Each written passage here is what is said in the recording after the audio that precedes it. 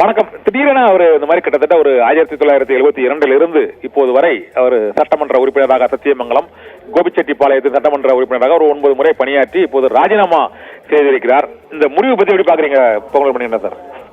Sir, நீண்ட நாட்களாகவே திரு செங்கோட்டையன் அவர்கள் அதிமுகவில் ஒரு எதிர்மறையான கருத்துக்களை பேசிக்கொண்டு நிர்வாகிகள் மத்தியில் குழப்பத்தை உருவாக்கி கொண்டே வந்தார். அதனுடைய வெளிப்பாடாக மொத்தமா வெடிச்சுட்டா வெளியேறுவதற்கு காரணம் மாறிடுச்சுங்க. செங்கோட்டையன் கட்சி கட்டுப்பாடுகளை மீறி தாண்டோண்டித்தனமாக பேசிக்கிட்டு வந்தார். குறிப்பாக கோபி, ஈரோடு மாவட்டங்கள்ல யாரையும் வளர விடாமல், குறிப்பாக அதிமுக பொதுச் செயலர் எடப்பாடியாரை அந்த பகுதியை சேர்ந்த யாரும் சென்று சந்தித்து வரக்கூடாது என்பது உறுதியா இருந்தார். எனவே கட்சி நலன் என்பதை மறந்து தன்னுடைய நலன் என்பதை மட்டுமே சிந்தித்து திரு செங்கோட்டையன் கடந்த காலத்தில் எந்த காலத்தால் அம்மாவாலே நீக்கப்பட்டவர். அம்மாவாலே கட்சி பதவி எந்த பதவியில் நீக்கப்பட்டவர். இன்னைக்கு திமுக சொன்னா திமுக பின்னாடி இயக்கத்துக்கு வெளிப்படுது. இப்போ கடந்த சில ஆண்டுகளாகவே திமுக திரு ஓபிஎஸ்ஐ, திரு தினகரனை, இன்னும் பலரை திமுக பின்னாடி இயக்கொண்டு அதிமுக அழிக்கணும் என்று செயல்பட்டுக் கொண்டிருந்தது. அதன் ஒரு பகுதியாக திரு செங்கோட்டையுடைய இந்த விலகல் காரணமா இருக்கிறது. ஏன்னா அதிமுக இதற்கு கவலையே இல்லைங்க. கட்சியிலிருந்து வெளியேற்றப்பட்டவர், நீக்கப்பட்டவர் திரு செங்கோட்டையன். எனவே அவர் எங்க வேணா அதிமுக என்னங்க இப்போ மிகப்பெரிய வலிமையான ஆளு, கொங்கமண்டல தூணு, 10 முறை எம்எல்ஏ இருந்தோம்னு சொன்னீங்கன்னா அதிமுக ஒண்ணு வச்சிருக்குமே. அப்ப ஏன் அதிமுக நீக்குதுங்க? இப்படிப்பட்ட ஏன் நீக்குது? நாவலர், நெடுஞ்செழியன், ஆரம்பேரப்பன், திருநாவுக்கரசு, காளிமுத்து, மிகப்பெரிய ஜாம்பவானியே அம்மா நீக்கினாங்க. அவங்க ஒரு திரும்ப சேர்த்தாங்கல்ல, இப்ப இவங்க நீக்கினாங்க, திரும்ப சேர்த்தாங்க. திரும்ப ஏன் சேர்க்க மாட்டேங்கிறீங்க? அதுதான் இப்ப விமர்சனமா இருக்கு. காளிமுத்து வெளியே போய் திமுக சேர்ந்தாருங்க, திரும்ப வந்தாரு. நாவலர், முத்துசாமி உட்பட எல்லாம் தணிக்கை சார்பு திரும்ப வந்தாங்க.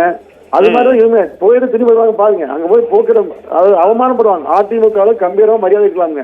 எடப்பாடி எளிய மனிதர், எல்லோரையும் அரவணைச்சு தரக்கூடிய மனிதருமே இவரால் இருக்க முடியும்னு சொன்னா திமுக போன குடும்ப கட்சி, இதையேட்டு போன நடிகர் ஒரு தற்கொலை இயக்கம், இது எங்க போவாருங்க? அப்போ இவர் எங்கே சென்றாலும் உழைக்க போறது இல்ல. இங்க உழைப்பு இல்லாம சொலுத்த வாழ்ந்தாங்க. அங்கெல்லாம் உழைக்கணுங்க. அங்கேயாவது விசுவாசமா நேர்மையா இருந்தா பரவாயில்ல. இல்லாமல் மீண்டும் இதே மாதிரி நிலைமை அங்க இருந்தா அவரும் தூக்கிப்படுவாங்க. எனவே செங்கோட்டையன் தன் செயலத்துக்குலாம் போறாங்க. இது வந்து அதிமுக எந்த வருத்தமோ கவலை இல்ல. சென்றவர் வென்றவரா நல்லபடியா வாழ்ந்து விளையாட்டுங்க மகிழ்ச்சி.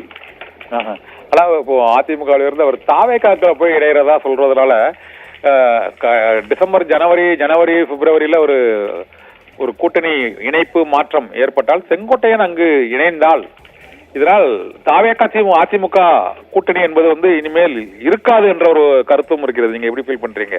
இவர் போறதுனால அங்க அதிமுகவுக்கு அந்த கூட்டணி இல்ல, கூட்டணி முதல்ல அதிமுக எந்த முடிவும் எடுக்கலைங்க, பேசவும் இல்லை.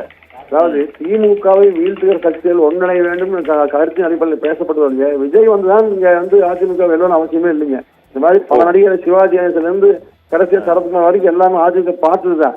எனவே திரு விஜய் குறித்தெல்லாம் அதிமுக கவலை இல்லைங்க. 2026 எடப்பாடி ஒற்றை மாமனிதர் நிச்சயமாக ஆட்சி பெறுவார். சரி, கொங்கு மண்டலத்துல செங்கோட்டையனால வாக்குகள் ஏதாவது பாதிப்பு ஏற்படும்? 9 முறை எம்எல்ஏ இருந்திருக்கிறாரு சார். அதெல்லாம் ஒரு பாதிப்பு வராது சார். அவர் வெறுமனே ஒரு பூஜ்யம் கிடையாதுங்கிறீங்க? நிச்சயமா கிடையாது சார். நீங்க கோவில் எல்லாம் எந்த சொல்ல இல்ல. ஓபிஎஸ், டிடிவி இவர்களுக்கும் மக்கள் செல்வாக்கு இல்ல அப்படிங்கிறீங்க?